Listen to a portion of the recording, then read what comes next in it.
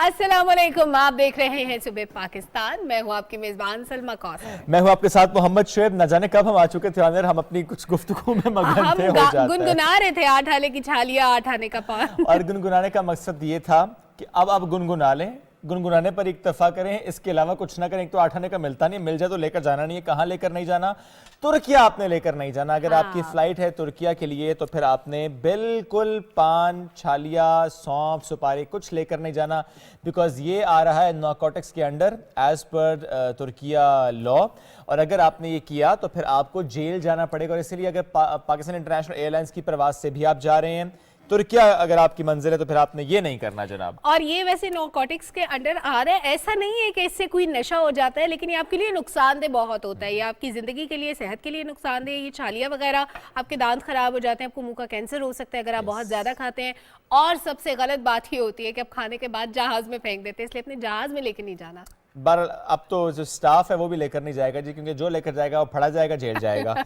बात होगी खत्म, नहीं बात होगी है शुरू, यानी प्रोग्राम हो गया शुरू। अब हम प्रोग्राम में क्या क्या डिस्कस करने वाले हैं, क्विक राउंड अप शेयर कर लेते हैं आपसे। ऑफ कोर्स एक हमारा टॉपिक इकबाल के अफकार से जुड़ा, उस पर आज हम बात करेंगे फिर से। और चूंकि हम डेली बेसिस पे कोशिश कर रहे हैं कि रेलेवेंस आज के दौर में इकबाल की जो है उस पर डेली बेसिस पर बात की जाए। इस पे दो राय होती है। एक कि क्या इकबाल को आसान करके समझना पड़ना चाहिए या फिर आपको मुश्किल करके जो है वो समझाना चाहिए, ताकि इकबाल समझने के लिए आप कोशिश तो करें। बिल्कुल, इकबाल को समझने की बात करेंगे, साथ ही साथ मुस्लिम तशख्खुस का बहरान जो आज के ज़माने में नज़र आता है उस पर भी गुफ्तगू होगी। और इखलाक बाख्ता माशरा, यानी इस वक्त जो इखलाकियात का एक बहरान है उस पर इकबाल ने क्या कहा, क्योंकि उस ज़माने में भी ये वाले मसाइल थे, तो इस पे भी आज डिस्कशन करेंगे। साथ ही साथ एक बहुत ही ज़बरदस्त तारीखी इनकलाबी इकदाम गवर्नमेंट का, वो है बेनज़ीर इनकम सपोर्ट प्रोग्राम के तहत ख्वाजा सराओं को भी रजिस्टर किया जा रहा है और उनकी भी मदद की जाएगी। तो इस पर आज डिस्कशन करेंगे कि क्या तरीक़ाकार होगा, मैकेनिज्म क्या होगा और किस तरह से ख्वाजा सरा कम्युनिटी जो है उनको एकोमोडेट किया जाएगा इस प्रोग्राम के अंदर। एग्जैक्टली। और इसके अलावा हमारे पास एक और टॉपिक है और वो है कतर में किस तरह से पाकिस्तानी आर्टिस्ट छाए हुए हैं। बिलखुसूस फीफा से पहले जैसे उन्होंने जैदरी आर्ट, एक प्रोग्राम है उनका दोहा म्यूज़ियम का, उसके तहत वहाँ पर मुख्तलिफ जो अर्बन स्पेसेस हैं उसको ट्रक आर्ट से मज़ीन किया गया है। तो ये खूबसूरत ट्रक आर्ट पाकिस्तानी और इंडियन जो आर्टिस्ट हैं उन्होंने इसको पेंट किया। तो हमारे पास इससे जुड़े एक मेहमान भी होंगे जो इसमें शरीक रहे, तो उनसे ज़रा पूछेंगे कि कहाँ पर किस किस तरह ट्रक आर्ट उन्होंने पहुंचाया कतर में, और ये जो कोलैबोरेशन थी इंडिया और पाकिस्तान की ये कैसी रही। और इसके साथ साथ एक ऐसा मसला जो हर घर में आजकल चल रहा है, वो है नज़ला, ज़ुकाम, बुखार, खांसी, और ये कई कई दिन तक चलता है। एक ऐसा वायरस जो आजकल बहुत परेशान कर रहा है सबको। डॉक्टर हमारे साथ मौजूद होंगे, उनकी राय जानेंगे कि इतने दिन तक बीमार रहने की वजह क्या है और इतने ज़्यादा लोग जो एकदम से बीमार हो रहे हैं, तो इसके पीछे क्या रीजंस हैं, क्या तरीका इख्तियार करना चाहिए इन बीमारियों को डील करने के लिए, इन प्रॉब्लम्स को सॉल्व करने के लिए और इवन इनसे बचने के लिए भी। बिल्कुल। और ये जब हम मौसम की बात कर रहे हैं तो मौसम से जुड़ी कुछ खबरें हमारे पास हैं, वो शेयर कर लेते हैं क्विकली आपसे। मुल्क के मुख्तलिफ इलाकों में इस वक्त शदीद धुंध का राज है और इसीलिए मोटरवे M2 लाहौर से शेखुपुरा, M3 फैजपुर से दरखाना, मोटरवे M4 पिंडी भटिया से अब्दुल हकीम और मोटरवे M5 मुल्तान सक्खर मुकम्मल तौर पर बंद है। आवाम से अपील की जा रही है गैर ज़रूरी सफ़र से गुरेज किया जाए। दौरान सफ़र गाड़ी पर फॉग लाइट्स का इस्तेमाल यकीनी बनाया जाए। तर्जुमान मोटरवे पुलिस की तरफ से ये कहा जा रहा है। अल्लाह सबको महफूज रखे जी। प्लीज़ अपने ट्रैवल को अकॉर्डिंगली प्लान कीजिए जब तक ये बंद है, क्योंकि चंद आवर्स होते हैं ऐसे जिसमें फॉग बहुत ज़्यादा होती है, रास्तों को बंद कर दिया जाता है, तो प्लीज़ उन आवर्स में आपने ट्रैवल नहीं करना। बिल्कुल। और ये तो पूरे मुल्क की बात हो गई, लेकिन हमारा एक बड़ा शहर लाहौर, जहाँ पे हमेशा एक मसला दरपेश रहता है जब भी सर्दियाँ शुरू होती हैं, तो वो होता है स्मोक, जिसकी वजह से सांस लेने में दुश्वारी होती है। आपको विजन तो ब्लर होता ही है, लेकिन सांस की जो प्रॉब्लम होती है वो सबसे ज़्यादा क्यों होती है, क्योंकि कहा यह जाता है कि पोल्यूशन के हवाले से जो इंडेक्स है, फ़ज़ाई आलूदगी का जो इंडेक्स है, उसमें लाहौर जो है वो बहुत ऊपर जा रहा है, क्योंकि वहाँ पे पोल्यूशन बहुत और यही वजह सलमा के स्कूलों में छुट्टियां दी जा रही हैं। 3 दिन छुट्टी दी जा रही है लाहौर के स्कूलों में।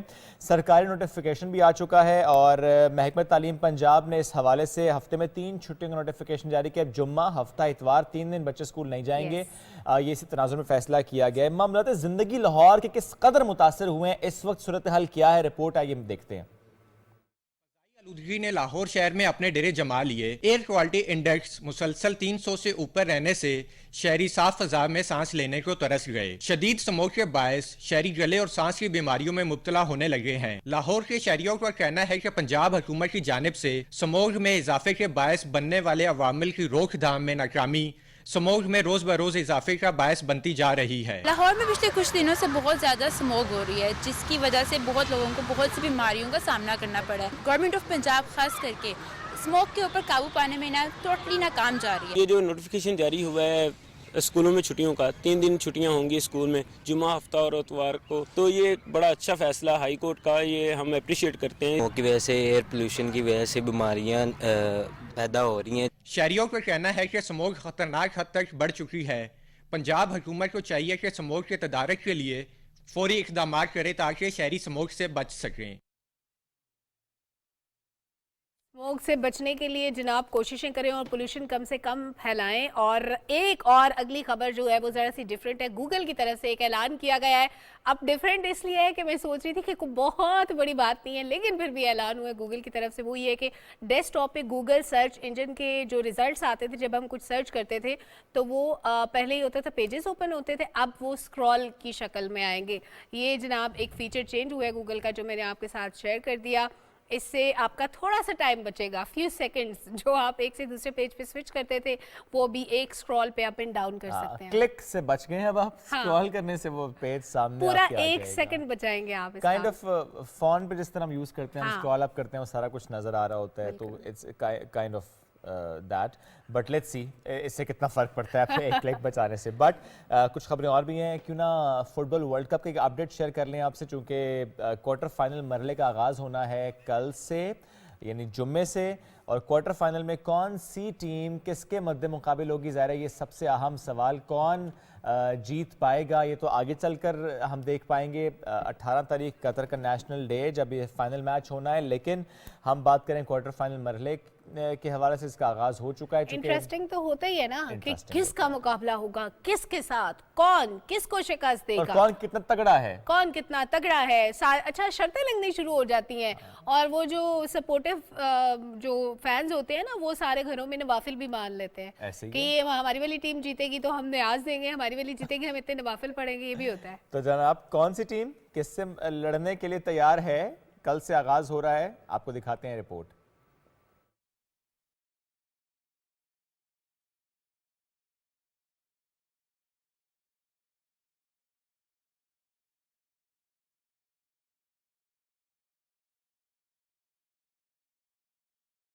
दिफाई चैंपियन फ्रांस के अलावा 5 मरतबा का फातिह ब्राजील, 2 मरतबा ट्रॉफी अपने नाम करने वाली team Argentina, Netherlands, Croatia, England और पुर्तगाल ने फीफा वर्ल्ड कप के क्वार्टर फाइनल के लिए क्वालिफाई कर लिया है। मराकश ने स्पेन को शिकस्त देकर पहली मरतबा क्वार्टर फाइनल में रसाई हासिल की है। सेमीफाइनल में जगह बनाने के लिए लास्ट 8 के पहले मैच में क्रोएशिया और ब्राजील अल रयान के एजुकेशन सिटी स्टेडियम में मध्य मुकाबिल होंगे। दूसरा क्वार्टर फाइनल अर्जेंटीना और नेदरलैंड्स के दरमियान लोसियल आइकॉनिक स्टेडियम में खेला जाएगा। लास्ट 8 के तीसरे मैच में मराकश और पुर्तगाल अल समामा स्टेडियम में आमने सामने होंगे। दिफाई चैंपियन फ्रांस और इंग्लैंड चौथे क्वार्टर फाइनल में अल-खोर के अल-बैद स्टेडियम में टकराएंगे। आलमी कप के सेमीफाइनल 13 और 14 दिसंबर, जबकि फाइनल मुअर्का 18 दिसंबर को लोसियल स्टेडियम में होगा। मीर मुजीबुल हक, पीटीवी न्यूज़। कतर से वापस आ जाएं और वेट करें कब आप अपने पसंदीदा मैचेस देखेंगे नेक्स्ट जो होंगे। लेकिन वापस आपने आना है लाहौर की फ्लाइट लेके, क्योंकि लाहौर में एक बड़ा अच्छा खूबसूरत सा इवेंट गुले दाऊदी की नुमाइश जो कि पहले भी होता है। और ख़िज़ा में देखें ना, फूल खिल उठे, ये कितनी डिफरेंट सी बात लगती है। वैसे जनरली कहा जाता है ना, ख़ज़ां के मौसम में आप प्लांटेशन नहीं कर रहे होते। अगर आपने प्लांटेशन करनी है, वो चाहे अपने लॉन को आपने डेकोरेट करना है, आपने रूफ टॉप पे गार्डनिंग करनी है, कुछ पौधे तो आप लगा पाते हैं। मिर्च लग सकती है इस मौसम में, धनिया आप उगा सकते हैं, चेरी टमाटोस, पालक आप उगा सकते हैं, लेकिन कुछ सब्जियां या कुछ जो पौधे हम आप नहीं लगा सकते इस मौसम में। बट फूल खिल उठे ख़ज़ां के मौसम में, ये बड़ा अहम होता है। वैसे तो आजकल हम जाते हैं कहीं पर नर्सरीज़ में, तो वहाँ पर जाकर आपको मिल जाते हैं पॉट्स में लगे हुए इतने खूबसूरत खूबसूरत फूल, और उस बड़े बड़े फूल बल्कि कहना चाहिए। और उससे मुतालिक मैंने जब उनसे पूछा कि अच्छा ये कब तक चलेंगे, उन्होंने कहा कि 2-3 महीने आप रखें, फूल खिलते जाएंगे, फिर जब ये पौधा ख़त्म हो जाएगा तो आपने सिर्फ किसी ड्राई स्पेस पे रख देना है, फिर जब वापस आप निकालेंगे मौसम जब बदल जाएगा यानी फिर दोबारा फूल सितंबर लगेंगे। में दोबारा से वो उगेगा वाह। और दोबारा से फूल लगेंगे। और ये पता है आपने जो खिजां के मौसम की बात की है ना, तो ये जब हम ट्रैवल करते हैं इस्लामाबाद में मारगला रोड पे एक ऐसा पौधा है जिसके पत्ते रेड से कलर के हैं, वो आधे दरख्त के ऊपर आधे नीचे जमीन पे गिरे हुए, इतना खूबसूरत मंजर वो होता है कि मेरा दिल किया कि मैं रास्ते में रुकूं और मैं उस दरख्त के आसपास थोड़ा सा तवाफ करूं और पिक्चर्स लूं। बड़ा खूबसूरत है वो। और ये बड़ा अच्छा इसलिए भी है क्योंकि ख़ज़ां के मौसम में हम जनरली भी देखते हैं ना कि ये जो रंग होता है, ये ऑटम लीव्स का जो गोल्डन सा समा हो जाता है, ये बड़ा खूबसूरत लगता है। जो आपने पौधे का जिक्र किया या दरख्त का जिक्र किया, मैं उस पर सोचता हूँ अक्सर सलमा कि वो 4-5 एक तरह के दरख्त होते हैं, लेकिन किसी पर ख़ज़ां आ जाती है, किसी पर नहीं आई होती, किसी पर ताख़ीर से आती है, एक साइड से कभी कभी आती है। आधा सा दरख्त उसका गोल्डन होकर वो लीफ शेड हो जाते हैं और आधा जो है वो अभी थोड़ा सा ग्रीन ही होता है, येलोइश हो रहा होता है, तो होता बहुत खूबसूरत है। और ये जो आपने बड़ा अच्छा आपने नरेट किया है कि किसी दरख्त पे खिजा आती है, किसी पे नहीं आती, कभी आधे दरख्त पे आती है, कभी पूरे दरख्त पे आती है। तो इंसानों की जिंदगी भी ऐसी ही होती है, किसी पे खिजा आती है, किसी पे नहीं आती। और जिस पे नहीं आती है ऐसा नहीं कि कभी नहीं आएगी, हर उरूज को जवाल है, और जिस पे नहीं आई उस पे भी आने वाले किसी मौसम में आ सकती है। तो ये अल्लाह ताला का एक बड़ा खूबसूरत निज़ाम है, बड़ा अल्लाह ताला ने बैलेंस किया है अपने इस निज़ाम में कि जब उरूज आता है तो जवाल भी आता है, और जब जवाल आता है तो भी उरूज ज़रूर आता है। हर चीज़ का एक वक्त होता है। ऐसे ही है ख़ज़ां में, वैसे तो पतझड़ का वक्त होता है, लेकिन जब फूल खिलने की हमने कहानी इतनी ज़्यादा आपके साथ शेयर की, इसके लिए हम आपको लेकर चल रहे हैं लाहौर, जहाँ पर 100 से ज़्यादा अक़साम के गुले दाऊदी जो हैं वो ख़ज़ां रुत में भी मौसम बहार का नज़ारा पेश कर रहे हैं। जिलानी पार्क आपको लेकर चलते हैं। वर्दा सलीम ने रिपोर्ट तैयार की है, फूलो फूल आप हो जाएंगे।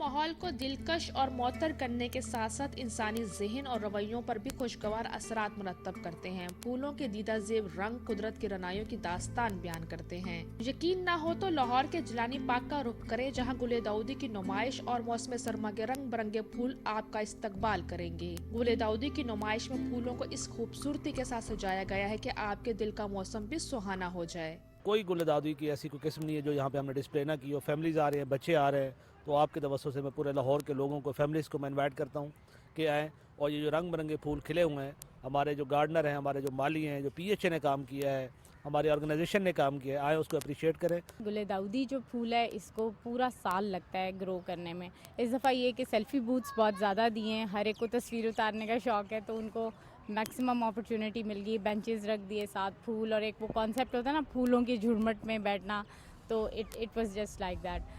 नुमाइश में गुले दाऊदी की 100 से ज़्यादा इकसाम रखी गई हैं, जिन्हें देखने के लिए लोग अपने अहले खाना के साथ जोक दर जोक आ रहे हैं। बहुत अच्छी लगी है नुमाइश। हम तकरीबन हर साल यहाँ पे आते हैं स्टार्टिंग से ही, तो बच्चों को लेके आते हैं, काफ़ी इंजॉय करते हैं। फैमिली के साथ अच्छा लग रहा है, काफ़ी ज़्यादा नेचर के हसीन मनाजर देखने को मिल रहे हैं। डिफरेंट फूल हैं, 100 से अबव कलर्स हैं। कुदरत का ये बहुत बड़ा तोहफा है जो हमें ये देखना चाहिए, आना चाहिए सबको ये देखने के लिए। पार्क एंड हॉर्टिकल्चर की तरफ से मौसम सरमा में गुले दाऊदी की नुमाइश का इनेकाद अब एक सालाना इवेंट बन चुका है, जिसका अहले लाहौर शिद्दत से इंतजार करते हैं। कीमती होते हैं, फूलों से बने हार भी बहुत कीमती होते हैं, लेकिन हम आपको अभी दिखाएंगे बरतानवी तारीख का सबसे कीमती हार जो कि दरियाफ्त हुआ है। 1300 साल पुराना कीमती पत्थरों का यह हार है जो दरियाफ्त किया गया है। खुदाई के दौरान ये मिला और कहा जा रहा है कि 1300 साल पुराना ये हार है। म्यूजियम ऑफ लंदन आर्कियोलॉजी के मुताबिक मकानात की तामीर के सिलसिले में की जाने वाली खुदाई के दौरान ये दरियाफ्त हुआ है। और सोना, कीमती पत्थर, रोमन सिक्के, इससे यह हार तैयार किया गया। आसार कदीमा के हुकाम का कहना है कि ऐसी शानदार दरियाफ्त ज़िंदगी में एक बार ही होती है, क्योंकि ऐसे कीमती हारों से मुतालिक हम किताबों में तो पढ़ते हैं लेकिन ज़मीन से निकलते कम देखते हैं, लेकिन इस बार देखा गया। अच्छा, ये तो आपने एक पुरानी दरियाफ्त का जिक्र कर दिया, मतलब एक ऐसी चीज़ जो मतलब बहुत पुरानी थी और अभी दरियाफ्त हुई है। एक और दरियाफ्त वो मेरे पास भी है, वो है जनाब शुमाली अमरीका के खुश्कसाली से मुतासरा जो मिसिसिपी दरिया है, वहाँ पर एक ऐसी दरियाफ्त हुई है जो कि बहुत ही हैरान कुन है। एक बहुत पुराना, बहुत ही पुराना जबड़ा जिसकी हड्डी का टुकड़ा मिला है। अब ये जो हड्डी का टुकड़ा ये किसी इंसान का नहीं है, ये अमरीकी शेर की एक नस्ल होती थी जो तकरीबन 11,000 साल पहले मादूम हो गई थी। तो ये उस शेर की हड्डी का टुकड़ा है। आपने 1300 साल पहले की बात की, मैं 11,000 साल पहले की बात कर रही हूँ। 11,000 साल पहले। देखिए जो जितना पुराना उतनी बात करेगा ना।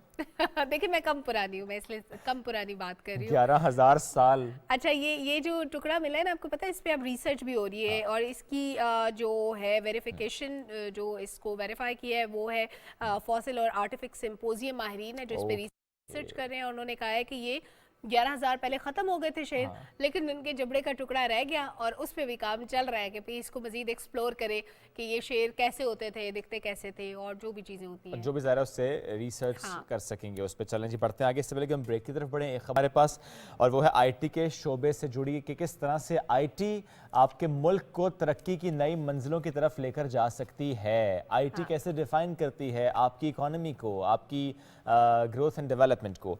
वज़ीर आज़म मोहम्मद शहबाज शरीफ साहब ने कहा है कि पाकिस्तान में IT का जो शोबा है इसमें तरक्की और सरमायाकारी के वसी मौके मौजूद हैं और IT की बरामदात के फ़रोग के लिए खुसूसी इक़दाम किए जा रहे हैं। ऐसे प्लान्स लेकर आए जा रहे हैं, ऐसी पॉलिसी बन रही है कि हम इसको एक्सपोर्ट कर सकें। और जो मौजूदा बरामदात हैं IT के शोबे में, इसमें हमारी हकीकी सलाहियतें जो हैं अभी जितना हम कर सकते हैं उतना हम कर नहीं रहे, यानी इससे कई ज़्यादा हम कर सकते हैं।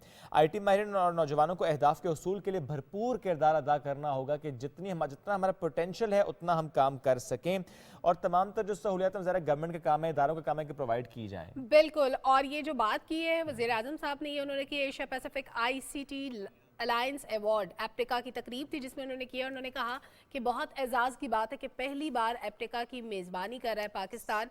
पाकिस्तान में IT के शोबे में सरमायाकारी के बहुत से मौके मौजूद है और IT कंपनीज जो हैं वो इसमें भरपूर काम कर रही हैं और नुमायाँ कामयाबियाँ भी हासिल कर रही हैं। और इसके साथ साथ वज़ीर आज़म ने यह भी कहा है कि पाकिस्तान की 60% आबादी जो है वो नौजवानों पर मुश्तमिल है और ये हमारे लिए एक चैलेंज और मौका भी है कि हमें इससे फ़ायदा उठाना है और IT के शोबे में सलाहियतों से इस्तेफादा करना है। बिल्कुल, चलें जी, बढ़ते हैं आगे। एक और खबर है, ब्रेक पर जाने से पहले एक और खबर, क्योंकि बड़ी अहम खबर है ये कि क्या पता ये भी आखिरी ना हो। You never know, you never know। But America ने जनाब पाकिस्तान को अहम शराकतदार करार देते हुए कहा है कि दो तरफा ताल्लुकात तो कदर की निगाह से देखा जा रहा है और पाकिस्तान के साथ ताउन बढ़ाने के जो मौके हैं उसका हम खैर मकदम करते हैं। पाकिस्तान को मजबूत बनाने के लिए दो तरफा ताल्लुकात में ताउन जारी रहेगा और हमारा मफाद पाकिस्तानी अवाम और पाकिस्तान के आइनी निज़ाम के मफाद में। अमरीकी महकमा खारजा के तर्जुमान नेड प्राइस ने प्रेस ब्रीफिंग में ये कहा है। बिल्कुल। और अब इसके बाद हम बढ़ेंगे अपने अगले सेगमेंट की तरफ जो कि होगा इकबालियात से मुतालिक। माहिर इकबालियात हमारे साथ मौजूद होंगे और आज का मौजू इखलाक बाख्ता माशरा और इसके अलावा इस्लामी तशख्खुस का बहरान जो आज के इस दौर में हमें नजर आता है। लेकिन एक छोटी सी ब्रेक की तरफ जाएंगे, उसके बाद हम डिस्कस।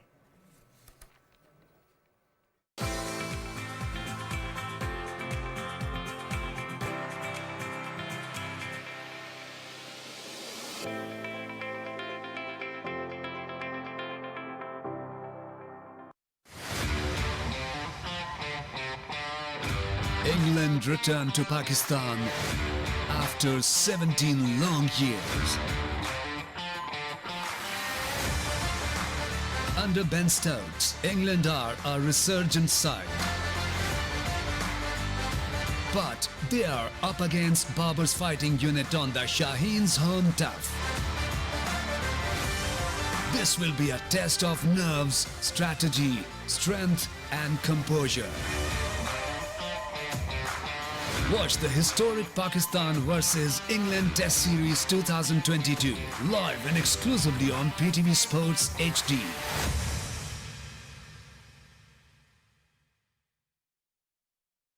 इल्ज़ाम और दलील, दुश्नाम और गुफ्तगू, मुकालमा और बहस, इन सब के दरमियान का फ़र्क एक महज़्ज़ब माशरे की दलील है। जिस काम में मैं कूद जाती हूँ ना, बस बहरे जुल्मात में फिर घोड़े दौड़ाते, मैं फिर नहीं देखती पलट के क्या हुआ। आज का प्रोग्राम इसी नुक्ते पर है कि हम ये देखें कि मीडिया में जो गुफ्तगू हुई, उस गुफ्तगू का सलीका हमें किसने सिखाया। इसीलिए मैं कहती हूँ पाकिस्तान टेलीविज़न हमारा घर आंगन ही नहीं है, हमारी शनाख्त, हमारी पहचान है।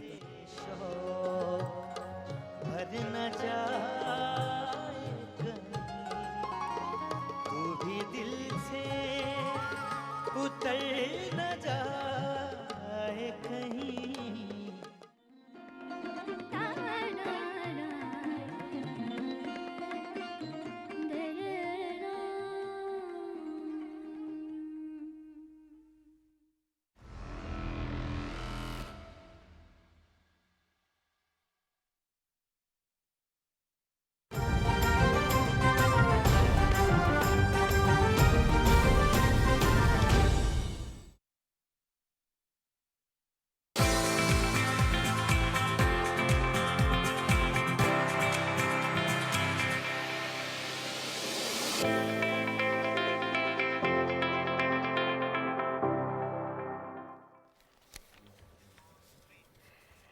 इतने जालिम ना बनो, कुछ तो मुरव्वत सीखो, तुम पे मरते हैं तो मार ही डालोगे हमें।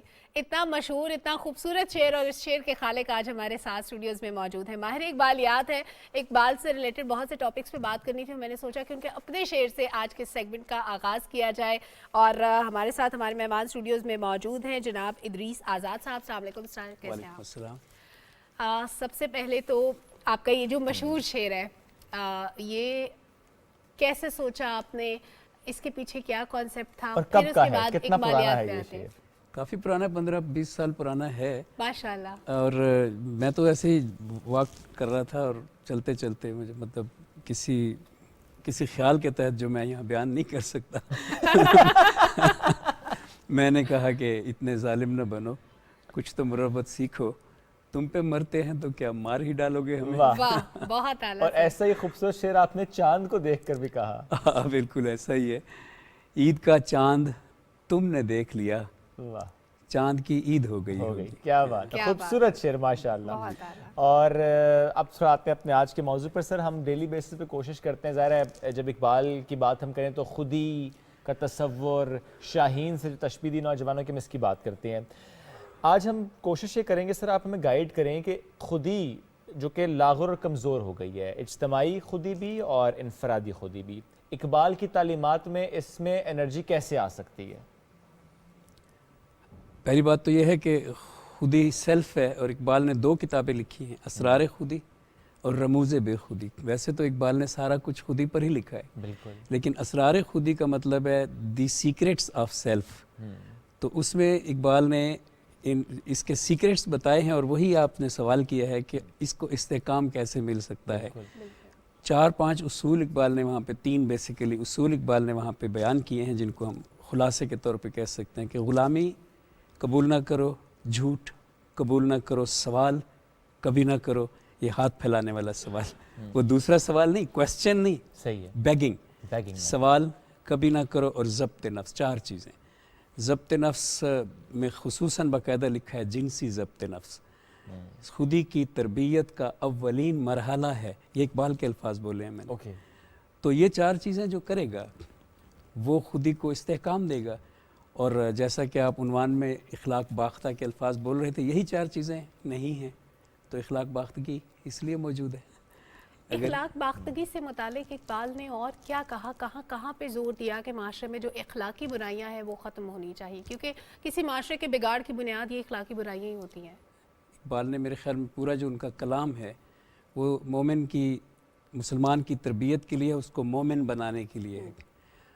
हो सदाकत के लिए जिस दिल में मरने की तड़प, पहले अपने पैकर खाकी में जहाँ पैदा करे, फूंक डाले ये ज़मीनों आसमान मुस्तार, और खाक कस्तर में आप अपना, थोड़ा सा मुझे भूल रहा है, जहाँ पैदा करे। यानी उनका इस तरह के जो है सदाकत के लिए मरने की तड़प, इसका मतलब ये कि पहले तो वो जुनून, वो जज्बा, वो जोश आपके अंदर हो, जो इखलाक बाख्तगी जिसकी वजह से शुरू होती है कि अगर वो ना हो तो, और वो ख़त्म कैसे होता है जब मादा परस्ती एक ख़ास इसके साथ हमारे ऊपर हावी हो जाती है, हमारी ज़िंदगियों पर।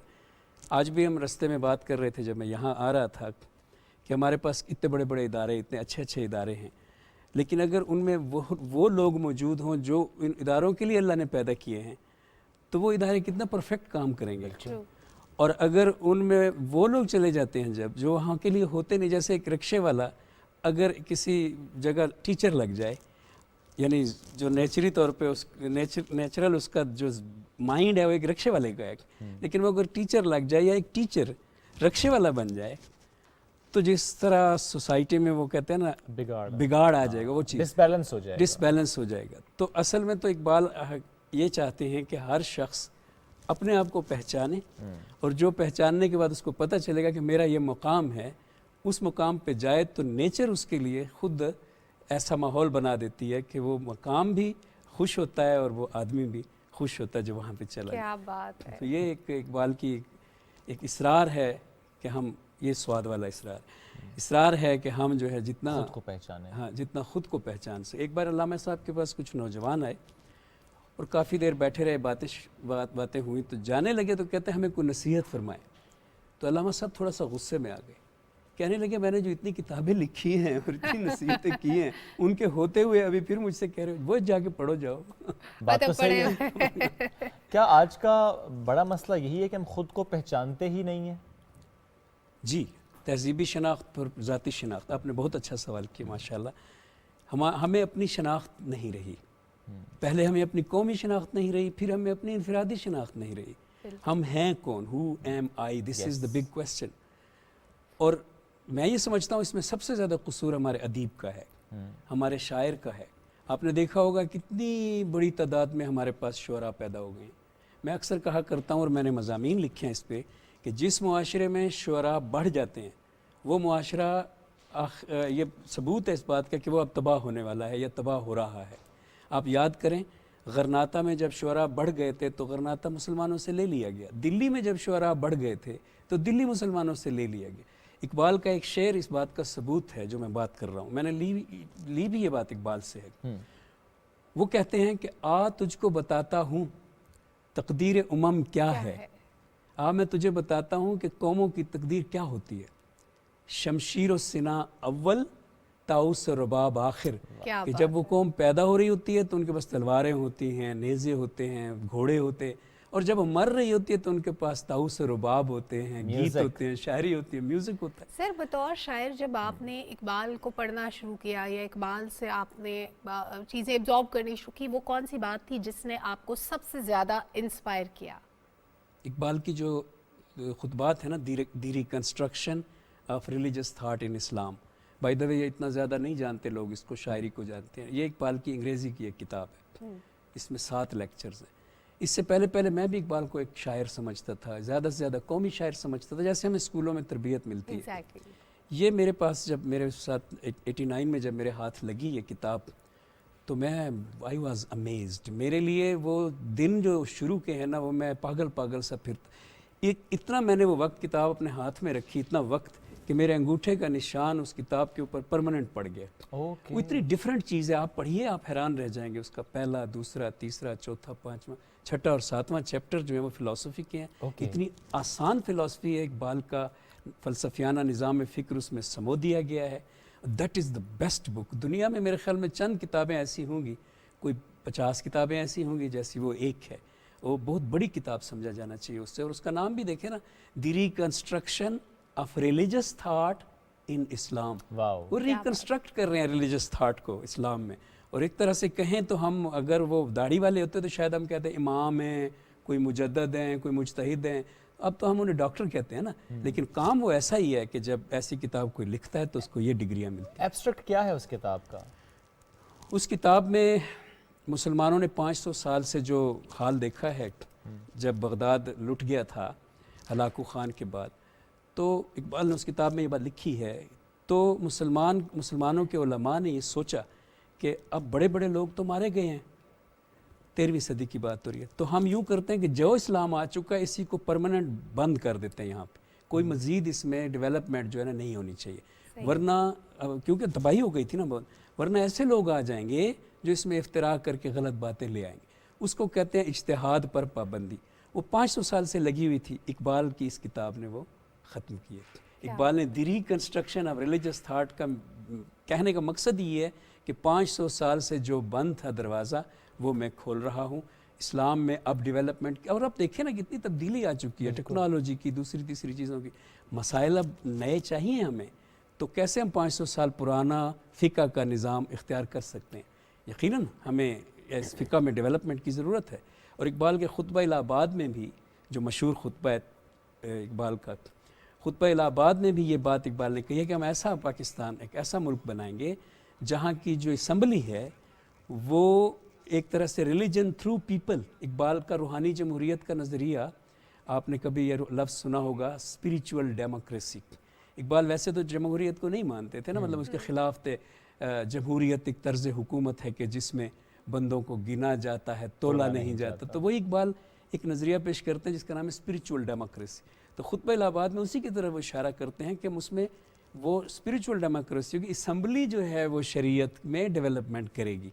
क्या बात। और ये एक बड़ी ब्यूटीफुल बात थी, अगर हम ऐसा कर सकते तो मजहबी अथॉरिटी नहीं करेगी, असम्बली करेगी। That was a very new idea, very unique. Sir आपने एक बात की, मैं चाहती हूँ उस पर आप हमारी मज़ीद भी रहनुमाई फरमाइएगा कि जब शौरा ज़्यादा हो जाते हैं तो कौमें ज़वाल की तरफ जाने लगती हैं। अब मैं ये चाहती हूँ कि आप थोड़ा सा ये भी बता दें कि वो किस किस्म की शायरी होती है जो हमारे ज़वाल का सबब बनती है। एक तो वो शायरी है जो इकबाल किया करते थे, एक वो शायरी है जो हमें तसव्वुफ़ से आशनास कराती है, जो हमारी अखलाकी इक़दार जो है उनको बेदार करने की कोशिश करती है, या अगर हमारा नौजवान गुमराह हो रहा है, भटक रहा है तो उसको जगाने की कोशिश करती है। एक वो शायरी है जैसे ताउस और रुबाब का जिक्र हो रहा था, जो सिर्फ रोमांटिक शायरी है, जिसका कोई हासिल वसूल नहीं है, जो सिर्फ एंटरटेनमेंट पर्पज़ के लिए है। हैरान कर दिया आपने, मैं बहुत खुश हूँ इस सवाल से, थैंक यू वेरी मच। अल्लामा इकबाल ने एक मजमून लिखा था जिसका उन्वान है रिसालत मआब सल्लल्लाहु अलैहि वसल्लम का अदबी तबसरा। ये वाहिद अल्लामा साहब ने लिखा है, आज तक किसी ने नहीं लिखा, रसूलुल्लाह का अदबी तबसरा। अजीब बात, उसमें अल्लामा साहब ने 2 शुअरा के बारे में रसूलुल्लाह की राय लिखी है। एक शायर का नाम है उमराउल कैस, बहुत मशहूर है पर कदीम हुजूर से पहले का शायर, और दूसरे का नाम है अंतरा। अंतरा जो है वो कबीला बनु ईस का शायर था।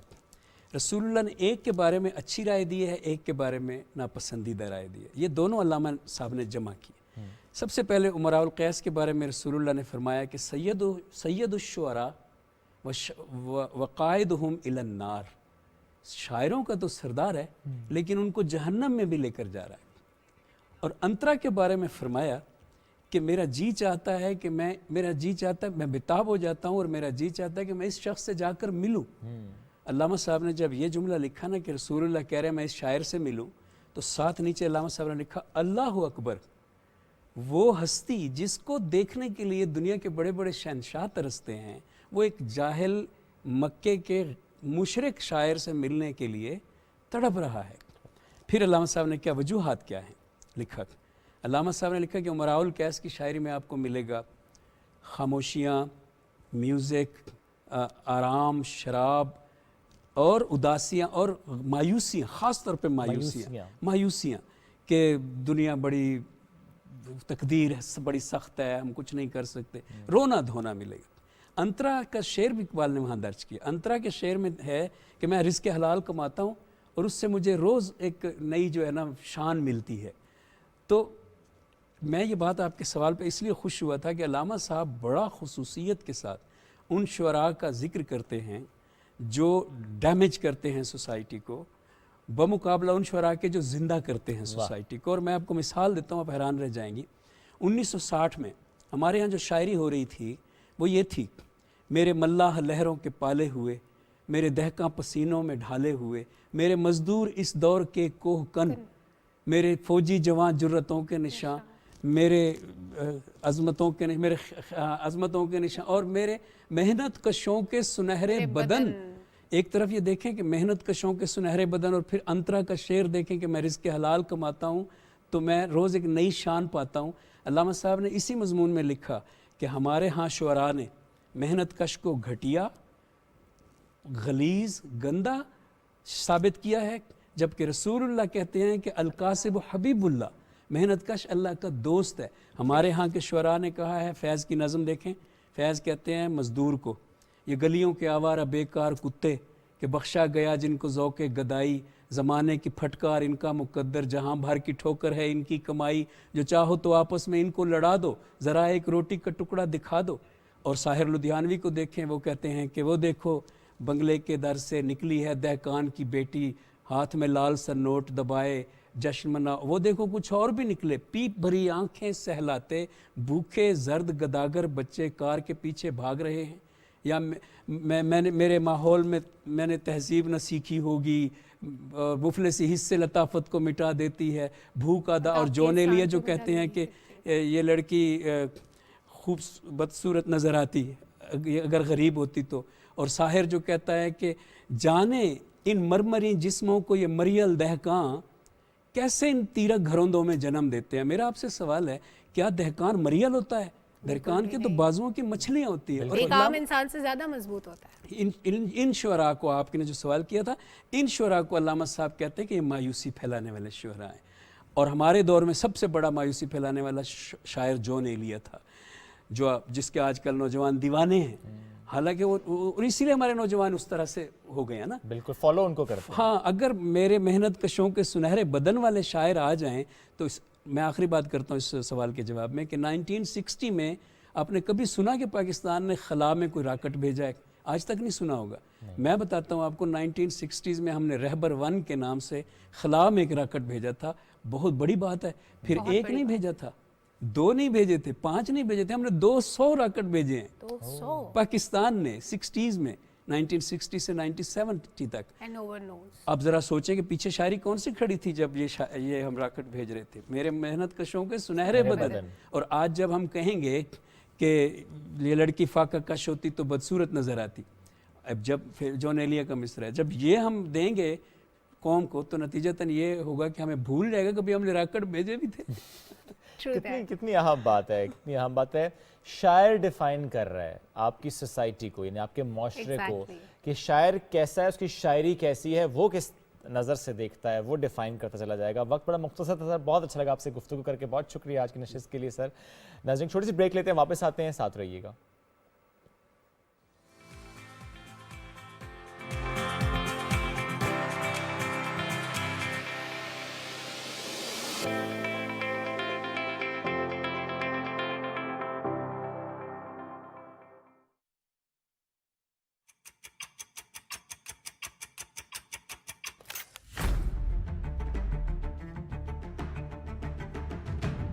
है जज्बा, नई है उमंग। खबर के साथ उस पर हो इजहार ख्याल। देखनी होगी दरामद से बरामद तक की सूरत हाल। कौन सी करेंसी है अप, कौन सी डाउन?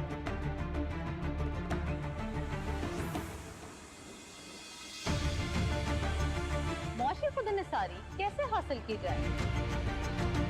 रखते हैं नजर रियल एस्टेट से लेकर कमोडिटीज के उतार चढ़ाव तक। बिजनेस की होगी बात माहिरीन के साथ।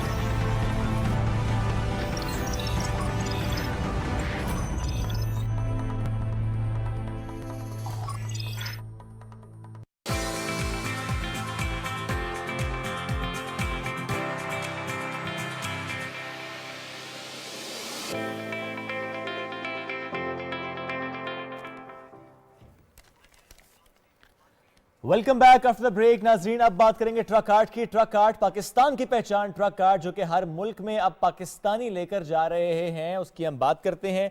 कतर में जारी फीफा वर्ल्ड कप से कबल कतर के दारुल हुकूमत दोहा, वहाँ पर जितनी भी अर्बन स्पेसेस हैं वहाँ पर हम देखते हैं कि मुख्तलिफ म्यूरल्स यानी मुख्तलिफ आर्ट की शक्ल हमें नजर आती है। और ट्रक आर्ट वहाँ पर किस तरह से पहुँचा, पाकिस्तानी आर्टिस्ट भी, इंडियन आर्टिस्ट भी, इन्होंने कोलैबोरेशन के साथ काम किया। और जो ट्रक आर्टिस्ट हैं अली सलमान, उनकी क़यादत में फूल पत्ती नामी ये जो पाकिस्तानी ग्रुप है, इन्होंने पाकिस्तानी ट्रक आर्ट यानी पाकिस्तान के सकाफती विरासत को और फ़न की खूबसूरती को उजागर वहाँ पर किया। तो आज हमें ज्वाइन कर चुके हैं अली सलमान, में वेलकम करते हैं। अस्सलाम वालेकुम अली, कैसे हैं आप? अली आपको आवाज़ आ रही है? जी अस्सलाम वालेकुम, आप बताइए आप कैसे हैं? पहले तो जानना चाहेंगे ये कतर के फीफा वर्ल्ड कप से पहले का ज़ाहिर सारा प्लान था, ये उनके म्यूज़ियम का एक पूरा प्लान जिसके तहत आप लोगों ने वहाँ पर ट्रक आर्ट जो है वो पेश किया। तकरीबन 23 बाय 33 फुट का ये जो पूरा एक फ़न पारा वहाँ पर मैं कहूँगा इसको अल मंसूरा मेट्रो स्टेशन पर पेंट किया गया।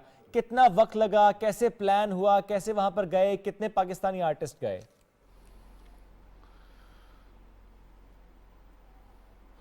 जी अस्सलाम वालेकुम। जैसे आपने बताया कि इंट्रोडक्शन के अंदर ये फूल पत्ती ऑर्गेनाइजेशन गई थी, तो उसकी क़यादत मैं कर रहा था। हमारे साथ दो हमारे और मेन आर्टिस्ट थे, मुमताज़ साहब और अमीन साहब, और वो हम जो थे 2 वीक के लिए गए थे। और ये 3 महीने की हमारी क्रॉसपॉन्डेंस थी। उस ज़माने में जब हमें इन्होंने कॉन्ट्रैक्ट किया, हम कनाडा में थे, तो कनाडा में भी क्या एक प्रोजेक्ट के लिए गए थे। कैनेडियन सेनेट और पार्लियामेंट में हमने प्रोजेक्ट किया था वहाँ पर। तो उसके बाद फिर हम मुख्तलिफ़ चीज़ें उनसे शेयर करते रहे। उन्होंने कुछ चीज़ें मांगी, डिज़ाइंस मांगे, और हमें लोकेशन उन्होंने टेंटेटिव बताई थी, क्योंकि वो उस ज़माने में दीवारें ढूंढ रहे थे कि कहाँ होना चाहिए। तो उन्होंने बोला रफली इतनी बाय इतने की होंगी तो हम 3-4 डिज़ाइन बना लेते हैं। अगर फॉर एग्जांपल डिज़ाइन वॉल अगर हॉरिजॉन्टल होगी तो ये बन जाएगा, वर्टिकल होगी तो ये बन जाएगा। तो हमने प्रपोज डिज़ाइन भेजे थे। तो जब हम गए तो बिल्कुल ही 90 डिग्री का चेंज था। तो फिर हमने 2-3 डिज़ाइन को मिक्स करके उसी टाइम नया डिज़ाइन प्रपोज किया, फिर हमने ये बनाया। नाइस। तो ये बनाने के बाद रिस्पॉन्स कैसा आया अली?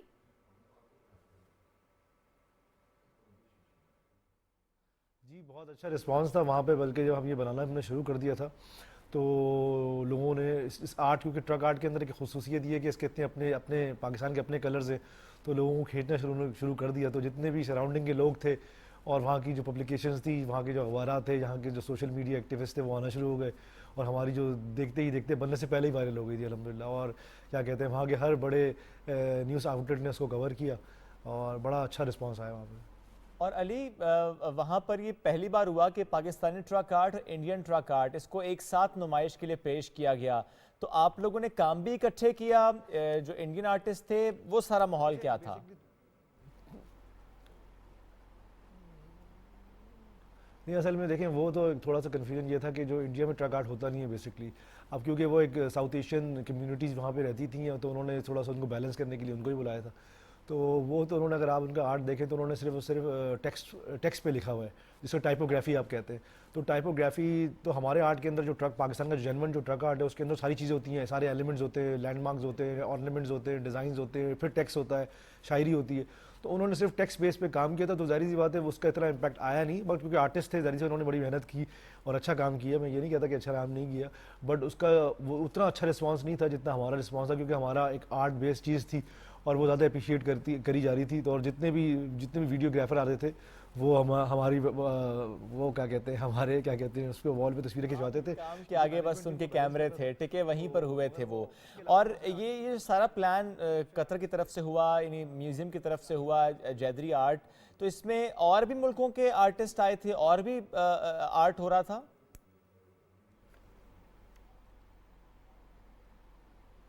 जी, ये जजारी आर्ट के नाम से एक इनका एनुअल वो होता है जिसके अंदर मुख्तलिफ आर्टिस्टों को ये खुद चूज़ करते हैं।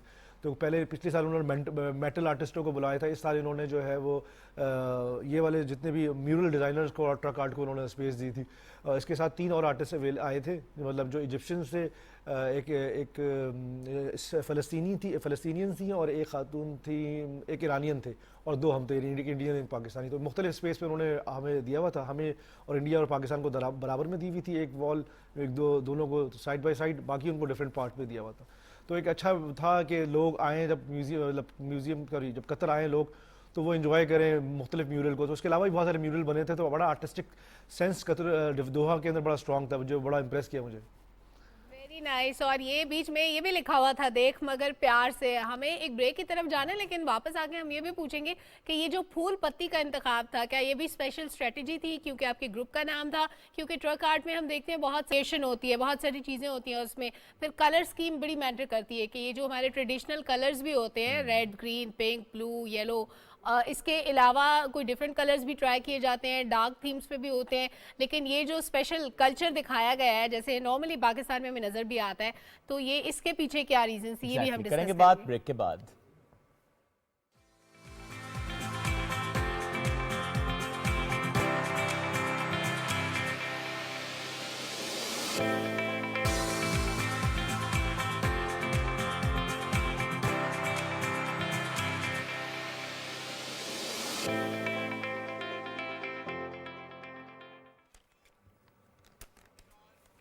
एक बार फिर खुशामदीद। और हम इससे पहले प्रोग्राम में बात कर रहे थे ट्रक आर्ट की। ट्रक आर्ट यूँ तो पाकिस्तान की पहचान मुख्तलिफ खित्तों में, मुख्तलिफ मुल्कों में पहुँच पाया, लेकिन कतर में पहुँचना इसलिए बड़ा अहम, चूँकि ज़ाहिर है इस वक्त पूरी दुनिया की निगाहें कतर की जानिब हैं। वहाँ पर बहुत से शायकीन फ़ुटबॉल जाते हैं और ऐसे में मुख्तलिफ मुल्कों की सकाफ़त वहाँ पर देखना ये एक अलग तजुर्बा होता है। अली सलमान साहब साथ मौजूद थे और हम उनसे इसी से मुतालिक बात कर रहे थे, जो उन्होंने वहाँ पर ट्रक आर्ट किया अलॉन्ग विद 2 अदर मेंबर्स, और उसमें ज़ाहिर है कि लोगों का रिस्पांस बहुत अच्छा रहा है।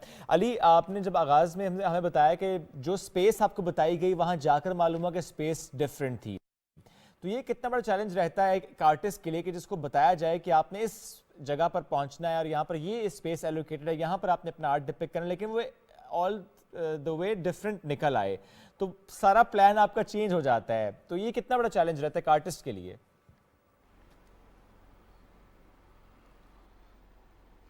नहीं, देखें ये हमारे लिए चैलेंजेस इतना बड़ा इशू नहीं था, क्योंकि हमने बड़े कराची में बहुत सारे ब्रिजेस हमने किए हैं, तो इससे बड़े हमने ब्रिजेस की और वॉल साइज़ पे किया, तो हमारा एक्सपीरियंस काफ़ी इसमें ज़बरदस्त था।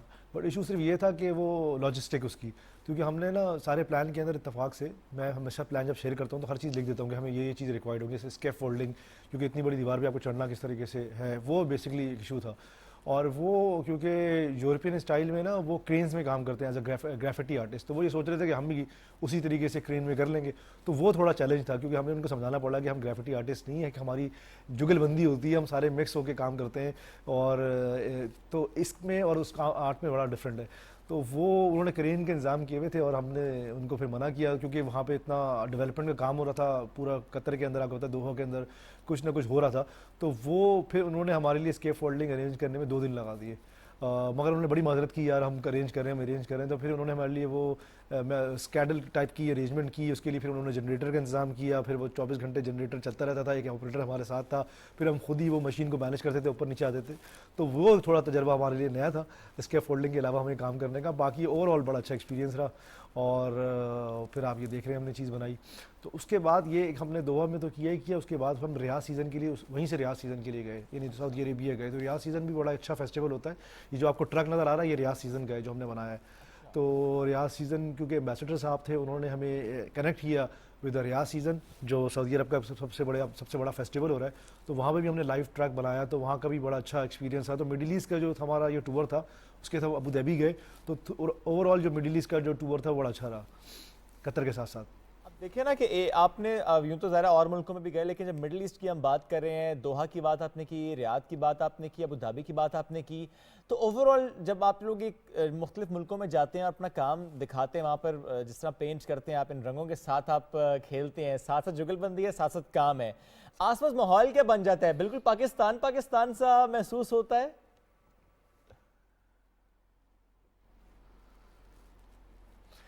देखिए, ये तो है, तो कलर्स पाकिस्तान के, तो ये शनाख्त है, ट्रक आर्ट तो शनाख्त है पाकिस्तान की। तो मिडिल ईस्ट में हमारा पहला तजर्बा था जाने का। मैं इससे पहले तो हम गए, बट एज अ प्रोजेक्ट करने के लिए हम पहली दफ़ा गए, तो हम इतना एक्सपेक्ट नहीं कर रहे थे कि इतना अच्छा रिस्पांस आएगा, क्योंकि एक ह्यूज पाकिस्तानी कम्युनिटी रहती है वहाँ पे, तो वो ऑलरेडी ट्रक आर्ट को जानते भी हैं। और मतलब इस साइड पे, क्योंकि दोनों प्रोजेक्ट जो हमने किए हैं, रियाद वाला और कतर वाला, ये गवर्नमेंट स्पॉन्सर्ड थे, यानी कि दोनों की गवर्नमेंट्स इन्वॉल्व थी। तो रियाद सीज़न में भी तो वो बड़ा अच्छा, उन्होंने हमें बड़ा वेलकम भी किया, उन्होंने जो हमारी रिक्वायरमेंट थी वो हमारी पूरी की।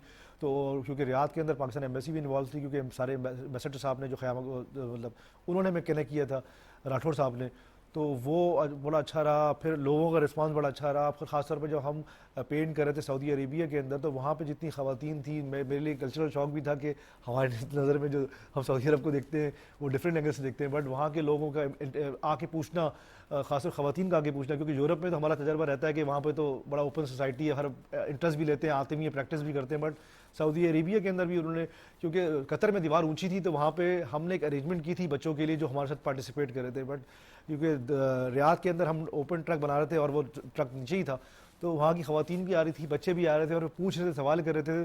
तो हमें बड़ा खुशी हुई कि ये भी वैसी सोसाइटी जैसे कि नॉर्मल लोगों की तरह हमें सवाल कर रहे हैं, और ये बड़ा अच्छा हमारे लिए एक्सपीरियंस था रियाद के अंदर और कतर के अंदर। अली, जब भी आप कहीं किसी भी मुल्क में जब आप ट्रक आर्ट के लिए जाते हैं, जो ओवरसीज़ पाकिस्तानी कम्युनिटी है वो ज़्यादा इनकरेज करती है, ज़्यादा पसंद करती है, या जो दूसरे मुल्कों के लोग होते हैं वो भी उतना ही इंटरेस्ट लेते हैं?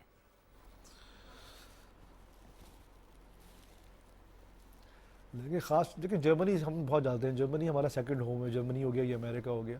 तो जर्मनी में जो पाकिस्तानी कम्युनिटी है, वैसे तो ओवरऑल सारी पाकिस्तानी कम्युनिटी है, मगर जर्मनी की जो पाकिस्तानी कम्युनिटी है बड़ी स्ट्रॉन्ग भी है और बड़ी क्या कहते हैं अच्छी भी है। उसके अलावा स्वीडन में भी है, डेनमार्क में भी है।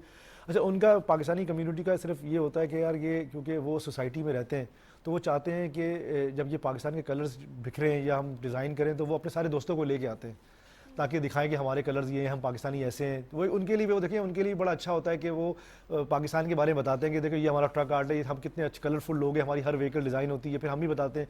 तो पाकिस्तानी कम्युनिटी के लिए भी प्राइड होती है, और वो हमारा एक बहुत बड़ा एक नेटवर्क है पूरे यूरोप के अंदर, पूरे अमेरिका के अंदर, तो वो बहुत सारे लोग लेके आते हैं। इसके अलावा जो हमें, जैसे हम म्यूजियम के साथ काम करते हैं, जब हम आर्ट गैलरीज के साथ काम करते हैं, जब प्योर यूरोपियंस के साथ या अमेरिकन के साथ काम करते हैं, जिसमें हमारी पाकिस्तानियों की इंगेजमेंट कम होती है, तो भी पाकिस्तानी आते हैं।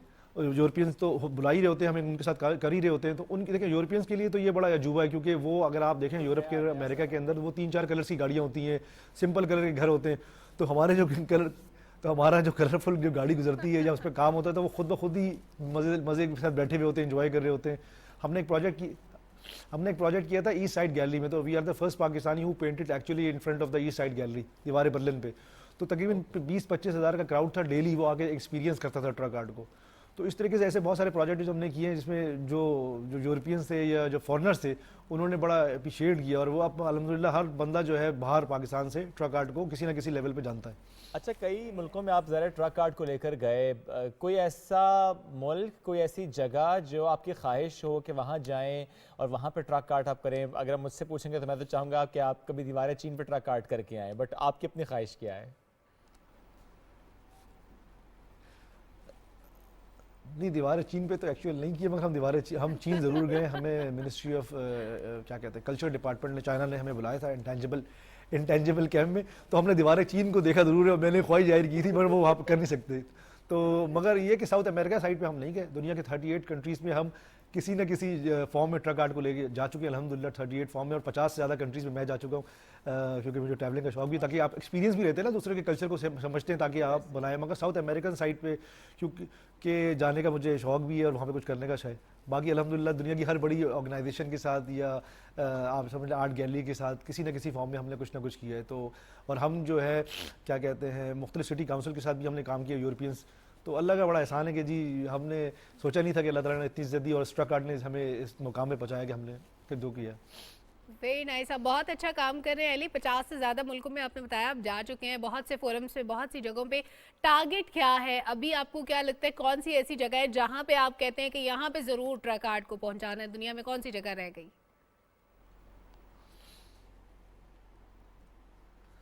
मैं चाहता हूँ कि अब जो गवर्नमेंट ऐसी जब अब हमने अल्हम्दुलिल्लाह अपने मतलब आपके तहत फिर हमारी एम्बेसीज़ बड़ी सपोर्टिव है। मैं इसमें फ़ॉरेन ऑफिस को बड़ा क्रेडिट देता हूँ कि हमारे जो डिप्लोमेट ऑफिसर्स हैं वो उन्होंने बड़ा सपोर्ट किया है हमें, और थ्रू आउट हमें बड़ा सपोर्ट करते हैं, हमारे लिए प्रोजेक्ट्स निकालते हैं जब उनको पता चलता है हम आ रहे हैं, या कभी कभी हमें खुद भी बुलाते हैं। अभी रिसेंटली हमें श्रीलंका हमने बड़ा ज़बरदस्त प्रोजेक्ट किया है।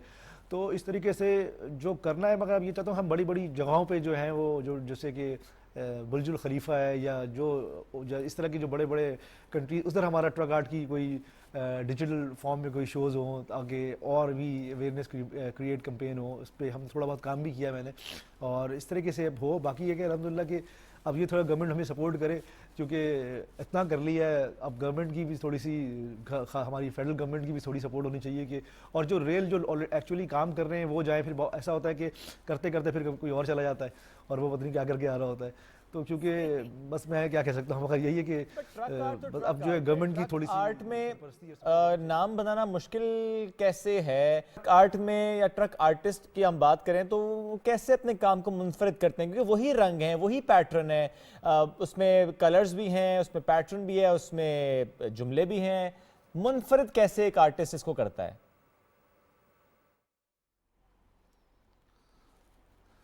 देखिए वो तो सारे आर्टिस्ट जैसे स्क्रैप्चर वाला हो गया या स्केच वाले हो गया या कोई भी आर्ट फॉर्म हो गई, वो तो सेम बहुत सारे लोग होते हैं जो करते हैं, मगर कुछ इंडिविजुअल्स होते हैं जो उसको नेक्स्ट लेवल पे लेके जाते हैं। अब देखिए यूनेस्को ने हमें फीचर किया as a creative entrepreneur of Pakistan. उसकी वजह ये हमने एज इसको ऑर्गेनाइजेशनल स्ट्रक्चर दिया है। फिर हमने इसकी जितनी भी इसके अंदर आपने रेवोल्यूशन देख रहे हैं, आइडियाज़ देख रहे हैं, उसमें 70-90% हमारे आइडियाज़ हैं। यानी इसको हमने किस तरीके से आर्ट को मॉडर्न कर दें। अगर आप जूते की बात करें, आज खूसे की बात करें, आज की हैंड कैरीज की बात करें, आज को यूनिवर्सिटी में पढ़ाने की बात करें, इसको कल्चरल एक्सचेंज में ले आने की बात करें, तो हमने इसको एकेडमिक लेवल पे भी चेंज किए। हमने इसकी सारी डायनामिक्स चेंज कर दी। हमने इसको एक मॉडर्न इसके अंदर फ्यूजन किया। फॉर एग्जाम्पल हम अमेरिका में तो हमने इसके अंदर अमेरिकन कलर्स को, अमेरिकन लैंडमार्क्स को, अमेरिकन साइकी को इनकॉर्पोरेट किया। इसको हमने इस तरह किया ताकि अमेरिकन को भी इसको लगे कि हमारी चीज़ है। और इसके ट्रक आर्ट की खास बात आपको ये बात बताऊँ कि ये इसके अंदर इतनी जिद्दत है, इसके अंदर इतनी चीज़ें कि आप इसमें जो भी चीज़ डालेंगे वो इसके अंदर आ जाएगी। और ये हमारा अपना आर्ट है, इसके अंदर बहुत सारे आर्टिस्ट इन्वॉल्व हैं। ये नहीं कह रहा कि हम ही इन्वॉल्व हैं, बहुत सारे आर्टिस्ट का कंट्रीब्यूशन है। मगर सिर्फ ये है कि इसको जिस लेवल पे जिस ऑर्गेनाइजेशन ने पहुंचाया है, इंडिविजुअल्स ने पहुंचाया, उनको ज़रा अप्रिशिएट किया करना चाहिए। दुनिया की हर सर्टिफिकेट्स हमें मिल गया। अभी कैनेडियन सेनेट ने हमें इतना बड़ा सर्टिफिकेट दिया, कैनेडियन पार्लियामेंट में किया हमने। दुनिया के कौन सा बड़ा छोटा सर्टिफिकेट या सिटी काउंसिल्स के हमें नहीं मिले होंगे पाकिस्तान के अलावा, अल्हम्दुलिल्लाह। बस ये दुआ है कि आने वाले वक्त में ईफिल टावर पे, बुर्ज खलीफा पे भी हमें ट्रक आर्ट नजर आए जबरदस्त किस्म नहीं, वो अलाउ नहीं करेंगे। नहीं भाई, उनकी ख्वाहिश है ना कि दुनिया में हर बड़ी जगह पे हो, तो वी विश फॉर दैट कि हम इंशाल्लाह वहां पे भी देखेंगे आने वाले वक्त में। नहीं, क्यों ये ख्वाहिश है?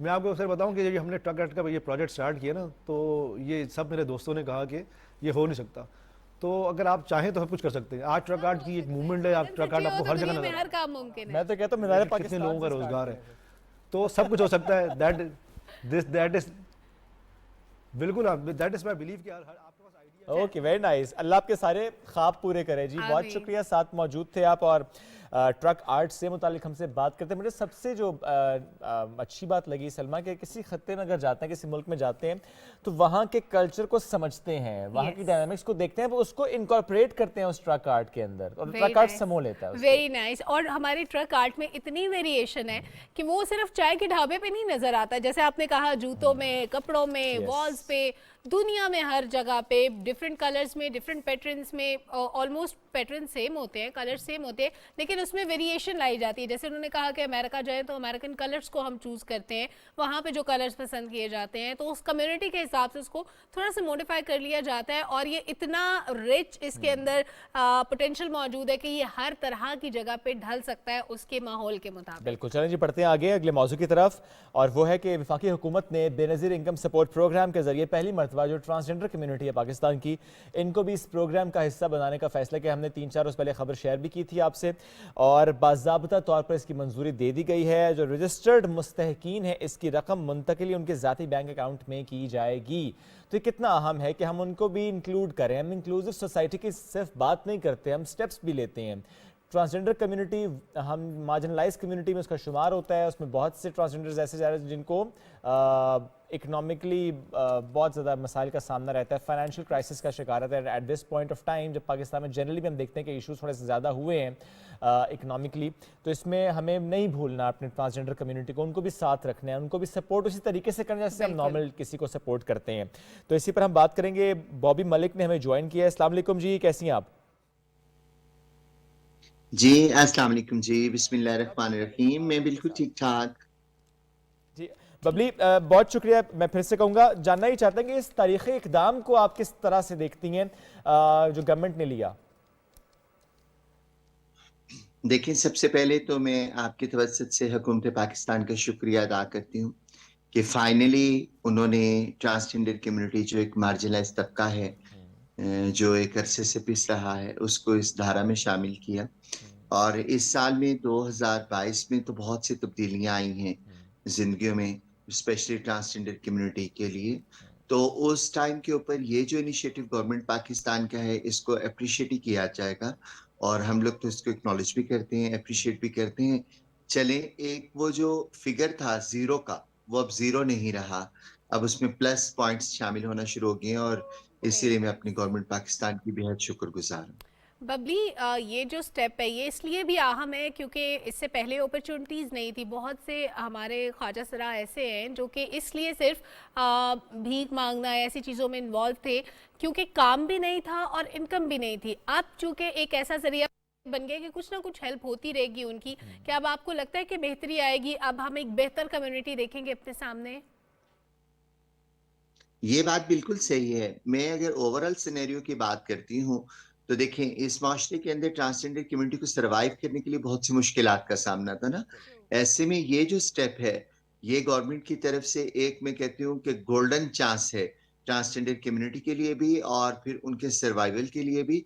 और सबसे बड़ी जो चीज है कि ऐसी कम्युनिटी जिसके पास कोई बेटर सोर्स ऑफ इनकम नहीं था, कोई सपोर्ट सिस्टम नहीं था, तो मेरी गवर्नमेंट ने इसको अनाउंस करके ये बहुत बड़ा इनिशिएटिव लिया है, जो काबिल सताइश और काबिल तारीफ है। अच्छा, और अब आपको लगता है कि ट्रांसजेंडर कम्युनिटी पर भी एक जिम्मेदारी आयद होती है कि उनकी रजिस्ट्रेशन हो, उनके आईडी कार्ड्स बने, क्योंकि हम देखते हैं कि उसमें भी ज़ाहिर है कुछ मसाइल बहरहाल रहे हैं। फॉर श्योर ट्रांसजेंडर कम्युनिटी को भी मसाइल का सामना करना पड़ा, लेकिन आईडी कार्ड बनेगा, उन्हें गिना जाएगा, तभी तो हम उनके लिए रिसोर्सेज एलोकेट कर पाएंगे। तो ये क्या चैलेंज होगा आपकी नज़र में, या ये आसानी से हम कर पाएंगे, उनको गिना जाए, आई मीन उनकी रजिस्ट्रेशन फॉर श्योर पहले हो? अच्छा, ये बड़ा इंटरेस्टिंग सवाल है, और इस पे मैं यही जवाब दूंगी कि जब टाइम था कि रजिस्ट्रेशन स्टार्ट हो, तो इस लॉ को कंट्रोवर्शियल बनाने की कोशिश की गई। तो बहरहाल इंशाल्लाह रजिस्ट्रेशन भी होगी, कम्युनिटी सामने भी आएगी, और लोग आना भी शुरू हुए। और आपके तवज्जुह से मैं गवर्नमेंट पाकिस्तान से एक रिक्वेस्ट भी करती हूँ कि क्योंकि ट्रांसजेंडर कम्युनिटी का जो एक्स कार्ड है, वो अभी डिफरेंट जो हमारे अरबिक कंट्रीज हैं उनके जो सिस्टम है उनको अपग्रेड नहीं किया गया, इसलिए वो उसको रिकग्नाइज नहीं कर रहे। तो जब ये चीज़ें क्लियर हो जाएंगी तो एक बहुत बड़ी तादाद रजिस्टर्ड हो जाएगी। अच्छा, ये भी आपने बड़ा एक अहम पॉइंट रेज किया कि जो अरबिक कंट्रीज़, आपने ज़रा गल्फ़ की बात की है कि वहाँ का सिस्टम अपग्रेड नहीं है। आपको लगता है कि इसमें भी गवर्नमेंट की शायद थोड़ी ज़्यादा जिम्मेदारी आ जाएगी कि वो किस तरीके से डिप्लोमेटिक चैनल्स के थ्रू इस सिस्टम को अपग्रेड कराते हैं? बिकॉज ज़ाहिर है अगर किसी ट्रांसजेंडर ने उम्रे की सादत हासिल करनी है, हज पे जाना है, या फॉर दैट मैटर ट्रैवल करना है, अगर आईडी कार्ड एक्सेप्ट नहीं हो रहा, वहाँ का सिस्टम अपग्रेड नहीं, तो उनके लिए खासे मसाइल होते हैं फिर। बिल्कुल ऐसा ही है जी। मेरे लिए एक्स कार्ड जो है वो एक काबिल इज्जत शनाख्त है, क्योंकि ये मेरे मुल्क की दी हुई शनाख्त है।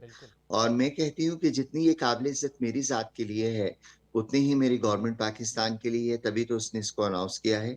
और इसके साथ साथ अगर गवर्नमेंट हमारी इस शनाख्त को मनवाने के लिए कोशिश करे, हम भी उसका साथ देते हैं कि डिफरेंट जो गल्फ कंट्रीज हैं उनको लिखा जाए कि ये अब हमारा ग्रीन सीएनएससी है, तो आप इसको भी रिकग्नाइज कीजिए और इसको एक्सेप्ट कीजिए और इसी के ऊपर अपनी पॉलिसीज को सामने लाइए, ताकि कम्युनिटी जो सी है उसका बाकी मसाइल भी हल हो सके। तो इसी तरह चीज़ें बेहतर होंगी।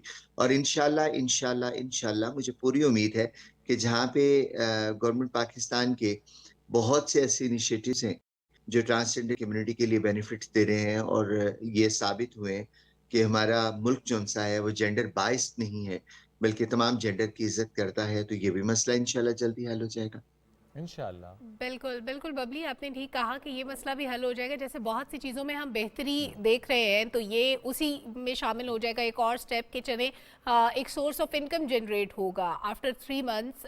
7,000 या जो अमाउंट मुख्तस की गई है वो हर उस ख्वाजा सरा को मिलेगी जो रजिस्टर्ड होगा। मैं चाहती हूँ जो आपको देख रहे हैं लोग, उनके लिए आप ये भी बता दें कि उसके लिए क्राइटेरिया क्या रखा गया है, कौन लोग इसमें रजिस्टर हो सकते हैं, एलिजिबल कौन है, एलिजिबल कौन है एग्जैक्टली।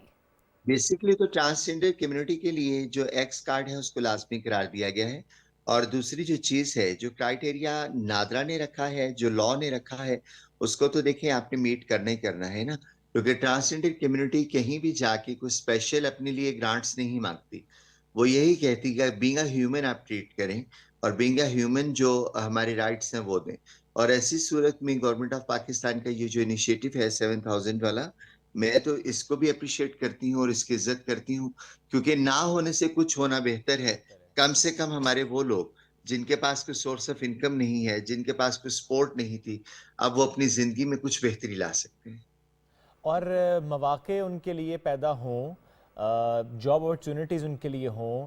इसमें ज़ाहिर है गवर्नमेंट रियासत का जिस तरह से रोल रहा है चीज़ें फैसिलिटेट करने से मुताल्लिक वो हम देखते आए।